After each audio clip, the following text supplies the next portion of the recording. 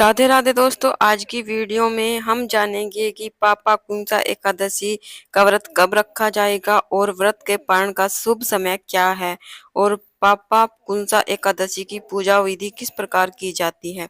वैसे तो सारी एकादशी की पूजा विधि एक जैसी रहती है, तो चलिए मैं आप लोगों के साथ पूजा विधि शेयर करती हूँ किस प्रकार हमें पूजा करनी है।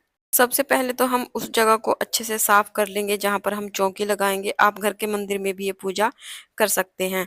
चौकी पर हम पीले रंग का वस्त्र बिछाएंगे, क्योंकि भगवान श्री हरि विष्णु की पूजा में पीले रंग की चीजों का ही इस्तेमाल किया जाता है ज्यादातर। अगर नहीं पीली नहीं है तो जो भी आपके पास है वो चीजें आप इस्तेमाल कर सकते हैं। उसके बाद फूलों का या फिर तिल का आसन देते हुए हम भगवान श्री हरि विष्णु का जो भी स्वरूप आपके पास है उसको विराजमान करेंगे। मैं यहाँ पर लड्डू गोपाल जी की सेवा करती हूँ, तो लड्डू गोपाल जी को भी मैं चौकी पर विराजमान कर लूंगी। थोड़े से फूलों का आसन देते हुए मैंने सुपारी के रूप में गणेश भगवान को भी विराजमान किया है। तो लड्डू गोपाल जी को मैंने पहले ही नहलाकर श्रृंगार कर दिया है उनका, और सुपारी के रूप में मैंने फूलों का आसन देते हुए गणेश भगवान जी को चौकी पर विराजमान कर लिया है। अगर आपके पास फोटो है तो आप फोटो भी विराजमान कर सकते हैं गणेश भगवान की। उसके बाद थोड़े से फूलों का आसन देते हुए हम दीपक रख लेंगे। हाथ में थोड़े से फूल या फिर तिल लेकर हम एकादशी व्रत का संकल्प करेंगे। हे भगवान, आज मैं आपके नियमित ये पूजा कर रही हूँ, कृपया मेरी एकादशी पूजा को पूर्ण करवाएं।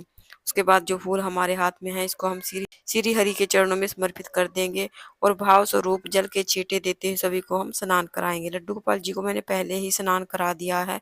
उसके बाद हम सभी को जनेऊ समर्पित करेंगे। हो सके तो भगवान श्री हरि विष्णु को पीला जनेऊ समर्पित करें। अगर पीला नहीं है तो आप थोड़ी सी हल्दी या फिर चंदन लगाकर भी जनेऊ को पीला कर सकते हैं।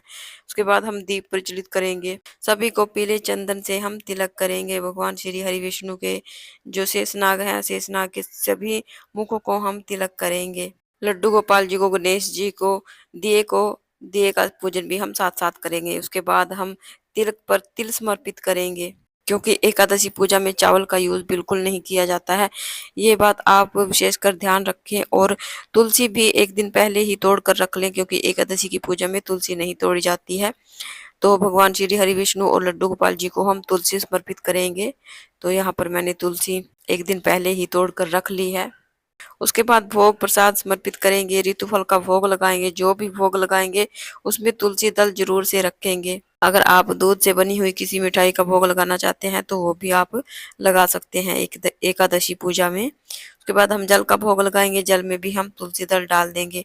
भोग हमारा तभी पूर्ण माना जाता है जब हम जल का भोग लगाते हैं। गणेश जी को हम अलग से भोग देंगे, क्योंकि उनके भोग में तुलसी दल नहीं रखा जाता है। हाथ जोड़कर सभी से भोग ग्रहण करने के लिए प्रार्थना करेंगे। उसके बाद हम फूल समर्पित करेंगे। भगवान श्री हरि विष्णु की पूजा में पीले फूलों का विशेष महत्व है। पीले ना हो तो जो भी फूल आपके पास हो वो फूल आप समर्पित करें। उसके बाद हम इत्र सेवा प्रदान करेंगे, क्योंकि भगवान श्री हरि विष्णु को खुशबू अति प्रिय है। उसके बाद धूप दीप दिखाएंगे, दक्षिणा रखेंगे। दक्षिणा पूजा में रही कमियों को पूरा करती है।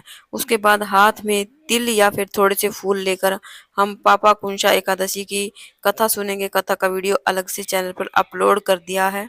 अगर यहाँ पर कथा कहेंगे तो वीडियो ज्यादा लंबा हो जाएगा। कथा पूरी करने के बाद जो फूल हमारे हाथ में है इसको हम भगवान श्री हरि विष्णु के चरणों में समर्पित करेंगे और थोड़े से फूल हम जल के लोटे में डाल देंगे। इस प्रकार हमारी पापा कुंसा एकादशी की पूजा पूर्ण हो जाएगी।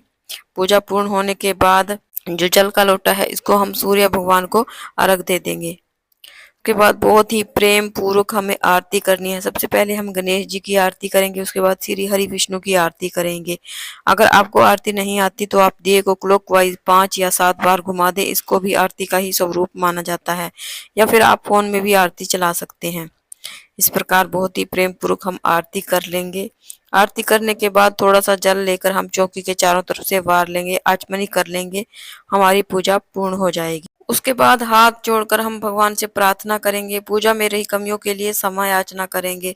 अपनी मनोकामनाओं को पूर्ण करने के लिए भगवान श्री हरि विष्णु से प्रार्थना करेंगे। जल के लोटे को हम सूर्य देव को अर्घ दे देंगे। जो भोग प्रसाद हमने चौकी पर रखा है इसको हम परिवार के सभी सदस्यों में बांट देंगे। इस प्रकार हमारी पूजा पूर्ण हो जाएगी। अभी बात करते हैं कि एकादशी व्रत हमें कब करना है। 3 अक्टूबर 2025 को हमें एकादशी का व्रत करना है और 4 अक्टूबर 6:16 से 8:45 तक हमें व्रत का पालन करना है। तो इस प्रकार से मैंने आपको पूरी जानकारी दे दी है। आई होप आपको वीडियो अच्छा लगा है तो प्लीज वीडियो को लाइक कीजिएगा। फ्रेंड्स, आपको एकादशी की ये पूजा विधि कैसी लगी कमेंट करके जरूर से बताना। अगर वीडियो अच्छा लगा है तो प्लीज वीडियो को लाइक करना और चैनल को सब्सक्राइब करना। कमेंट में विष्णु भगवान की जय जरूर से लिखना। तो फिर मिलते हैं एक और नई पूजा विधि के साथ। तब तक के लिए राधे राधे।